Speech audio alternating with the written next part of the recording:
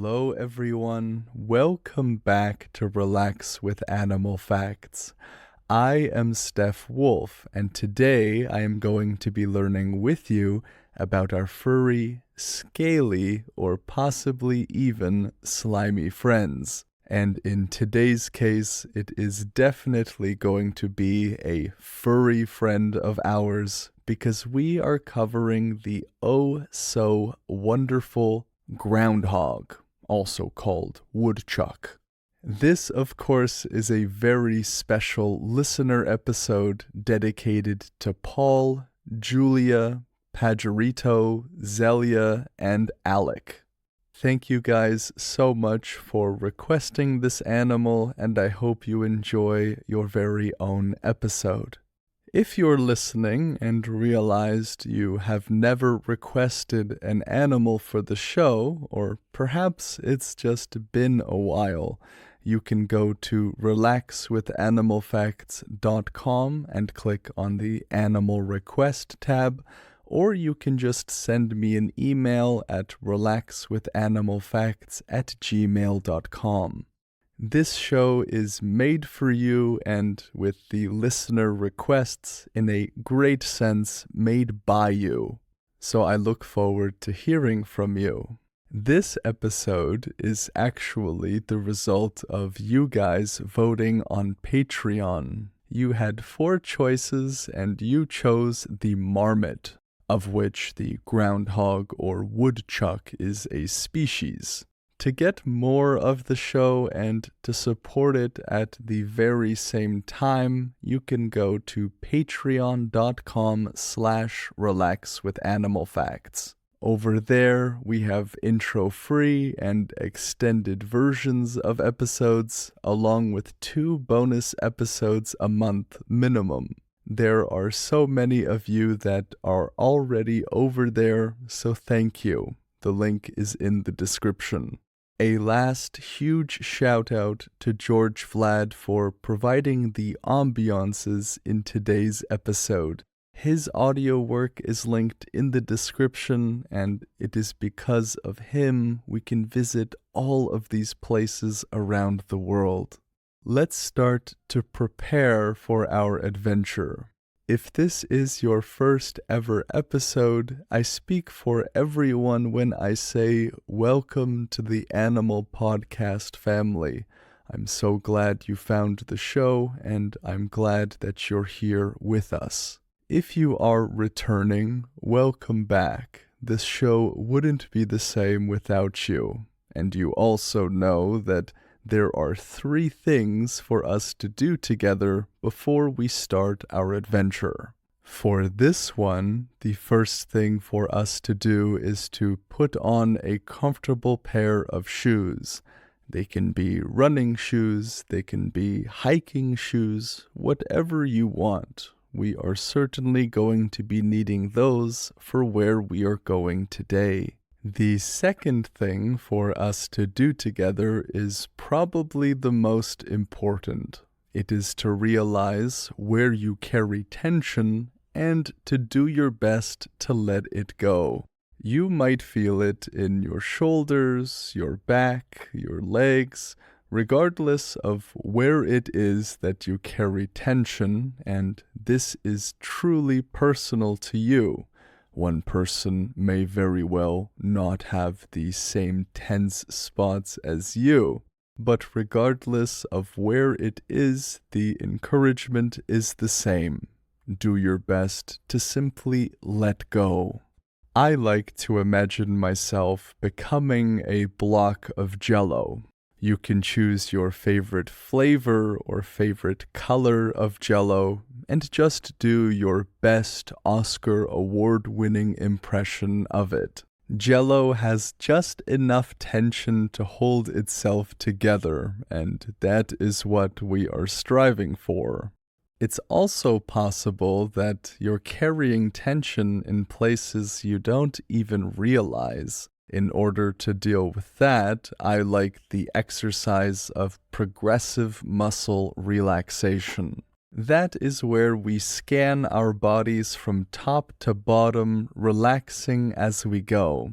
So, for example, it might look like this. I relax my eyebrows, the muscles around my ears, my neck, shoulders, arms, and so on.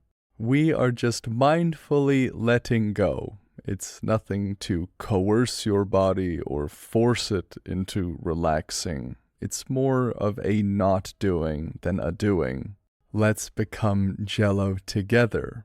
My third and final encouragement to you is to give your mind permission to wander and journey with me as we go into the fields of Alabama where the groundhog resides.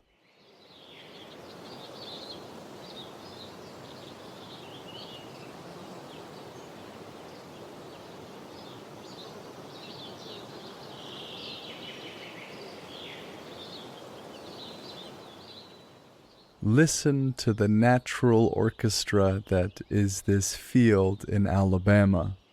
What I love about our planet is that it is scarcely silent. It is really difficult to find somewhere on Earth where there is just silence.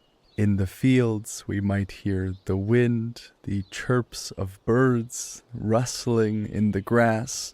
On our adventures into deep, dark caves, we might hear the fluttering of bats or their high-pitched vocalizations, maybe the dripping of water onto the rocks below. So whether it is the weather, or wind, or vegetation, or animals, you are almost never alone. There is always something or someone playing music for you. And boy, oh boy, in this field in Alabama, I really like this natural orchestra. But we are here for more than just the soundscape. We are here to learn about a very special critter, a furry friend of ours. The groundhog or woodchuck is a species of marmot. There are around 14 species of marmots, which is a subgroup of the squirrel family. This would make the groundhog a rodent, and a fairly large one when comparing to mice or rats. We could have been many places together. I just happened to choose the fields of Alabama. We have to go somewhere, after all. But the groundhog is fairly widely distributed across North America. We are currently in the southern tip of their range, but they can range as far north as Alaska, which means that I, as a Canadian, also have access to this wonderful creature. The scientific name of this creature is Marmota monax. The first one is Latin, marmota, which describes marmots. The second word, monax, actually comes from an indigenous North American language, which researchers describe as most likely an Algonquin language. This means that the researchers that named this animal or gave them their scientific name actually just adopted a Native American word that they Latinized. The word roughly translates to the digger, which of course makes sense for this creature, as we will soon find out together. Monax roughly translates to the digger, which is a very, very apt name for this creature, as we will soon find out together. So their full scientific name describes them as a digging marmot, which is what they are. But this creature also has another alternate name, which is the woodchuck. So what's up with that? Woodchucks or groundhogs don't chuck wood at all. The woodchuck moniker follows the same pattern of that monax part of their scientific name. According to researchers, woodchuck is simply another import from the Algonquin language. They have a word Woodchuck or Woodchuck, I'm not sure how to say that properly, but as is often the case with language, the meeting of two disparate cultures with distinct languages can result in blends like this. The blend meaning directly importing a word from another language or culture and simply abiding by the phonetic principles of your own language. If you guys remember, the dachshund is native to Germany. That's where the breed was bred, so to speak. And they named it the Dachshund. So as this breed became more and more popular in North America, the name became more and more anglicized to the Dachshund version we have today. And this happens all the time. I do wish that we could be learning about this creature on Groundhog Day. They're so special, they get their own day. We rely a lot on meteorologists for the important work they do. Knowing the weather is like a superpower. And one way or another, the groundhog became known as something of a weather person.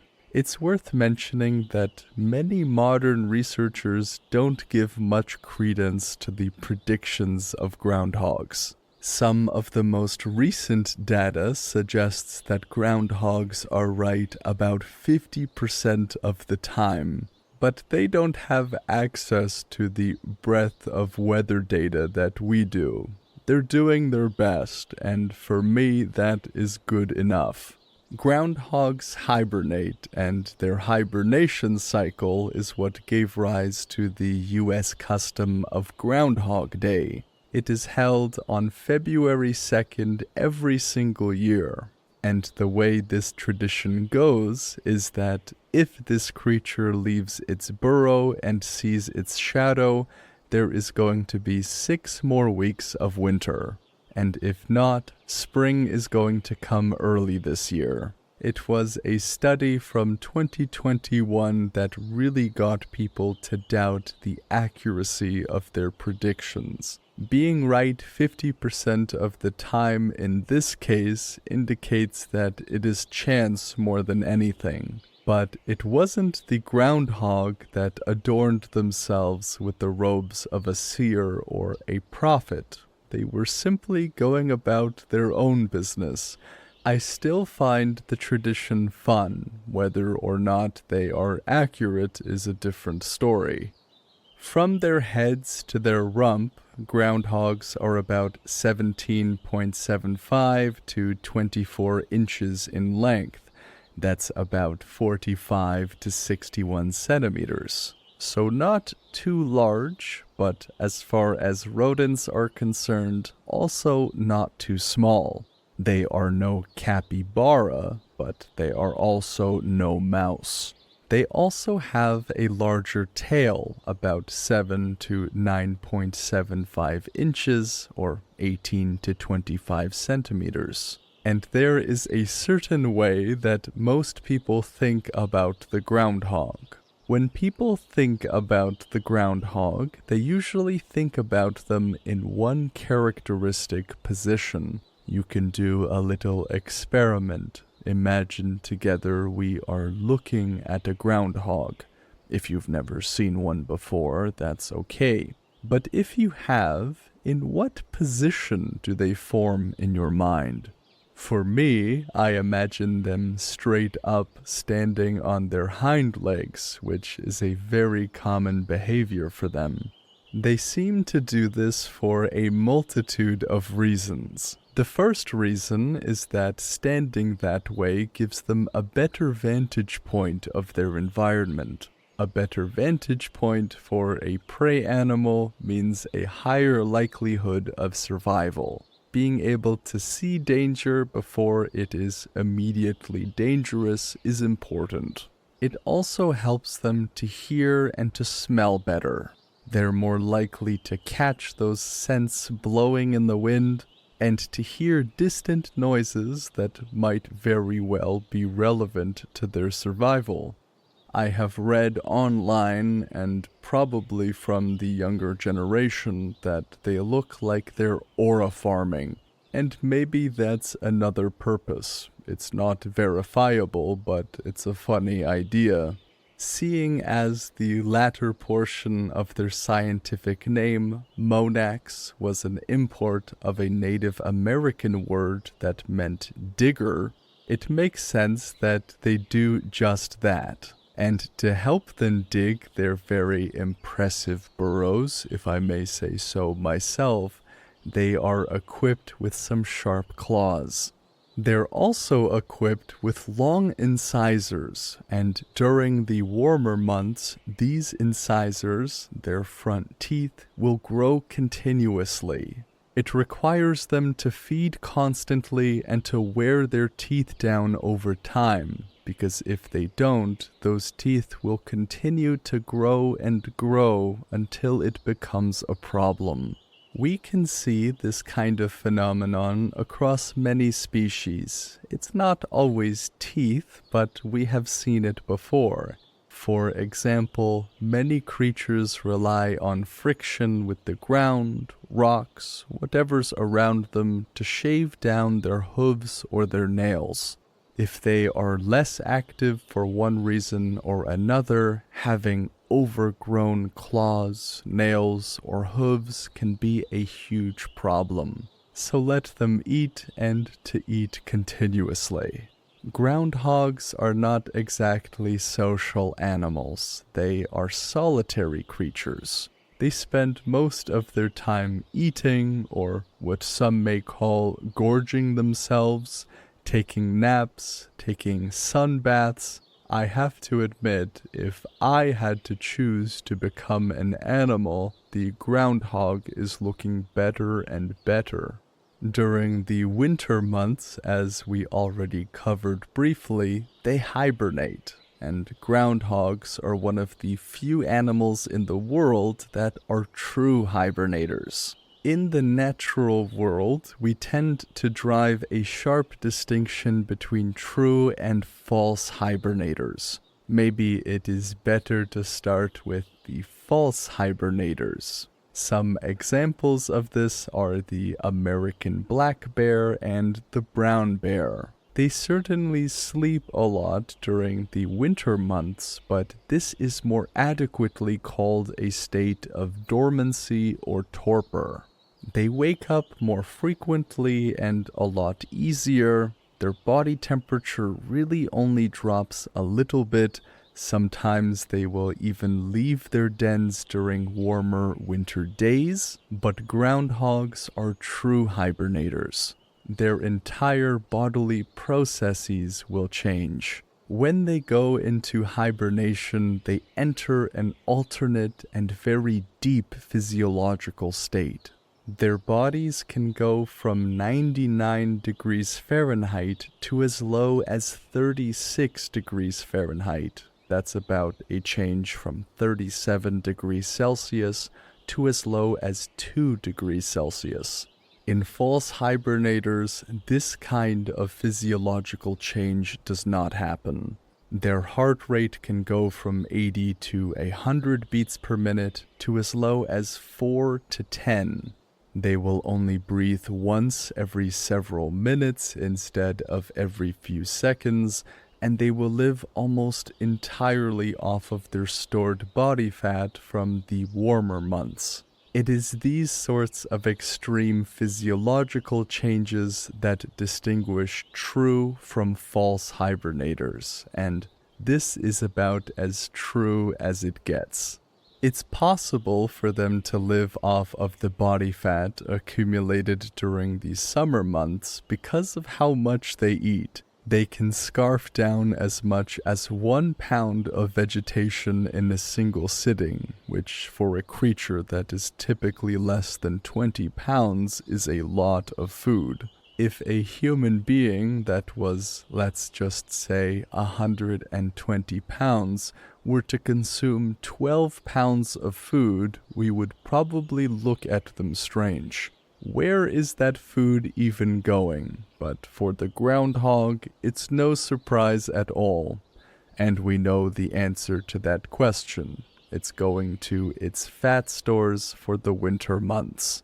As we are walking around this Alabama field, we can stumble upon their burrows here and there. Oftentimes, when we encounter a large hole like this, we are likely only looking at one entrance.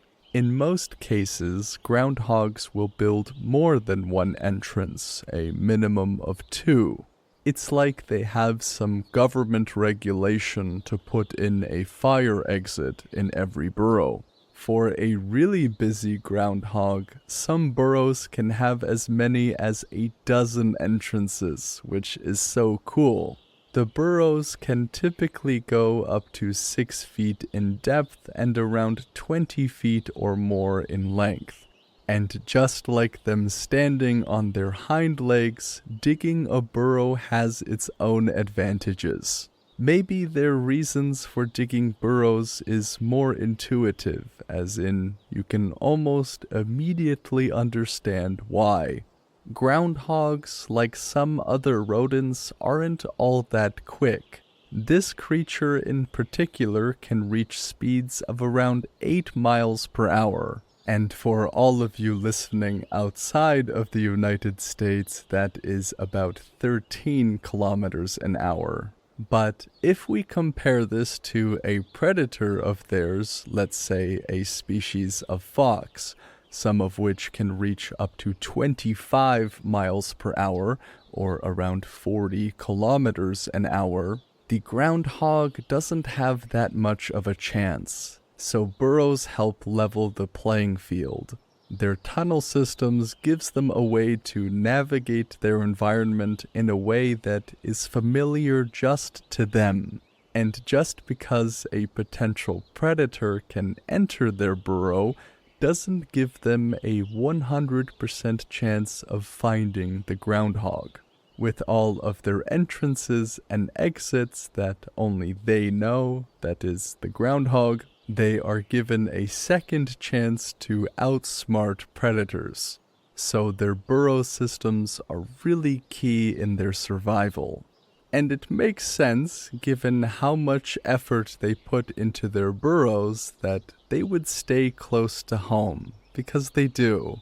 They will typically only move from between 50 to 150 feet from their homes, about 15 to 30 meters. Comparing this to many other creatures, this sort of lifestyle would seem almost confining. But for them, I suppose that is actually the point, and it's good for them. They aren't required to go all around their habitat, finding prey as they go. They are herbivores that eat fruit, tree bark, grasses, and plants. All things that they make sure their burrows are close to.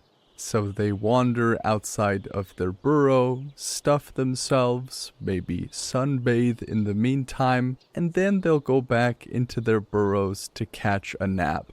Like I said, this is a lifestyle many dream for, and the groundhog is just out here living their best life. Good for them.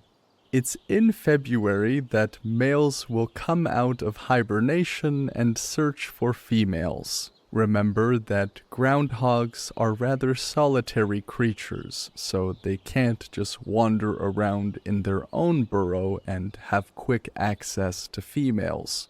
They have to go out and find the burrows of their mates. And once they find a tunnel system of a female, they will just waltz on in and introduce themselves. I guess this is their version of introducing yourself to the neighbors. Females will typically give birth from between 2 to 6 young after a gestation period or a pregnancy period of around 32 days. This can be quite short or quite long depending on which animal you are relating them to. For rodents, this does fit the pattern, but in comparison to elephants or to human beings, primates, it is quite short. The great thing is that groundhog numbers are stable. They are considered to be of least concern. Even with continued urbanization and encroaching on certain habitats, they are still widespread throughout Canada and throughout many parts of the United States. That includes Alaska and southern parts of the United States like Alabama, Georgia, and Arkansas. So least concern is good. We can be very grateful for that. And now, let us move to the portion of the show where I can dialogue with you.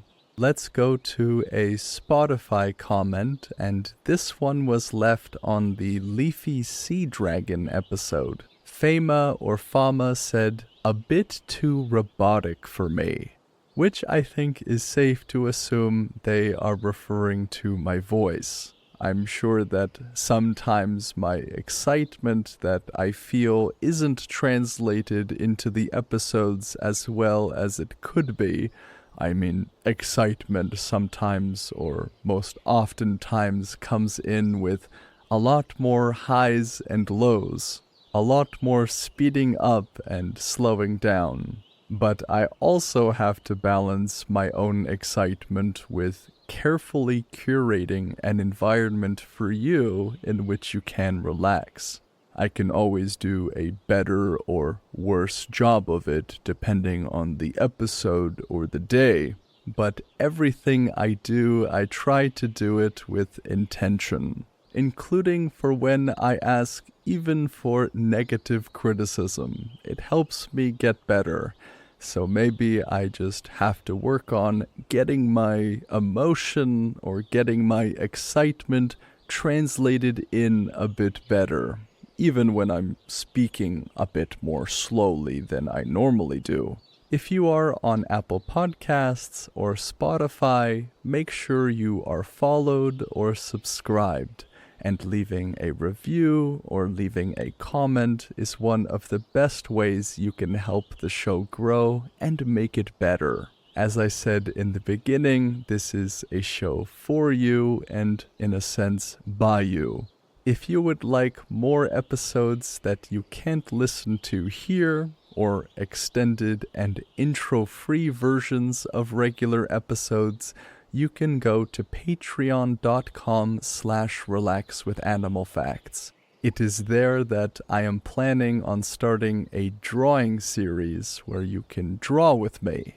It would be a video show where I choose an animal and you can watch me sketch them out, all while we are learning about facts about that animal.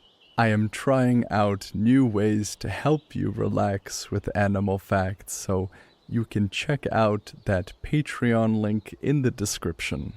A huge shout out to George Vlad for the ambiance used in today's episode. It is his work that allows us to travel all over the world, including in the fields of Alabama. His audio work is linked in the description. What a wonderful animal we have learned about today. The groundhog, or the woodchuck, is probably the most popular marmot species in the world. But as we learned earlier, there are many species of marmot. If you would like to learn about those too, you can be sure to request them. I am so happy that you took the time to join me on this adventure today, and I hope that next week you will do the same.